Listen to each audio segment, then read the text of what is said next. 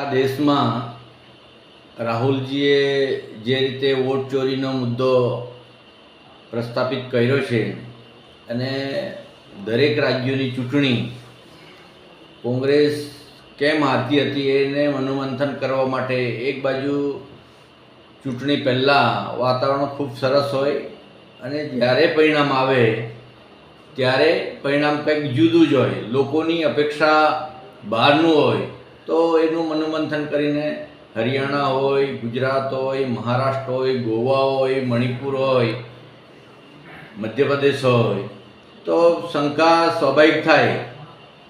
એ રાહુલજીએ ચૂંટણી પંચ પાસે માહિતી માંગી, ઇલેક્ટોરલ વોટની સીડી માંગી, પરંતુ ના પાડી દીધી અને એના ભાગરૂપે એ લોકોને હાર્ડ કોપી આપી. એ આપણે એટલી બધી કોપી છે કે આટલો થપ્પો થાય અને 6 મહિના રાહુલજીની આખી ટીમને આ મનોમંથન કરતા લઈ ગયા. તો મહાદેવપુરા જે કર્ણાટકની વિધાનસભા છે એમાંથી એવું નિષ્કર્ષિત થયું કે દરેક વિધાનસભામાં 1 લાખ વોટ ફરજી છે. કોઈ ગુજરાતનો વતની હોય, કોઈ મહારાષ્ટ્રનો વતની હોય, ત્યાં સ્થાનિક રહેતા નથી અને 40 લોકો એક રૂમમાં આટલા રૂમમાં રહે અને વોટિંગ કરતા હોય. એવું વારાણસી લોકસભાની સીટમાં પણ એવું થયું કે 4 રાઉન્ડ સુધી કોંગ્રેસનો ઉમેદવાર જીતતા હતા, પરિણામ સ્થગિત કર્યું અને છેલ્લે માનનીય વડાપ્રધાનશ્રીને ચૂંટાયેલા જાહેર કર્યા. તો સ્વાભાવિક જે શંકા હતી એ સાચી પડી અને મહાદેવપુરા વિધાનસભાનું નિરીક્ષણ કરતાં ખબર પડી કે 1 લાખ વોટ વધારે હતા. એવું આખા દેશમાં છે.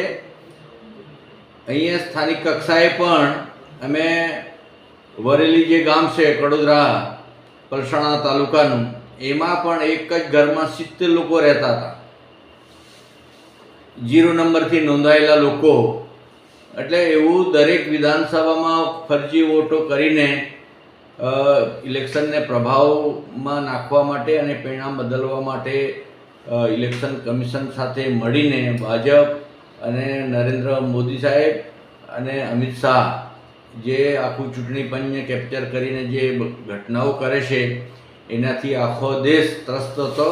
અને જે હાલ બિહારમાં જે 65 લાખ વોટ જે ડિલીટ કર્યા છે એના માટે પણ જે લડાઈ ચાલુ છે અને જનસમર્થન જે રાહુલજીને મળે છે એવો જ કાર્યક્રમ આવતીકાલે એટલે 31 ઓગસ્ટ અમદાવાદ ખાતે 3 વાગે જે વોટ ચોર ગદ્દી છોડના નારા સાથે આખા ગુજરાતની વિધાનસભામાં અમારા માન્ય નેતા કોંગ્રેસ પક્ષના પ્રમુખ શ્રી માનનીય અમિતભાઈ ચાવડા સાહેબની આગેવાનીમાં વોટ ચોર ગદ્દી છોડના નારા અને જન સુધી, ઘર સુધી લોકોના મત સુધી પહોંચે એના માટેનો આવતીકાલે કાર્યક્રમ છે.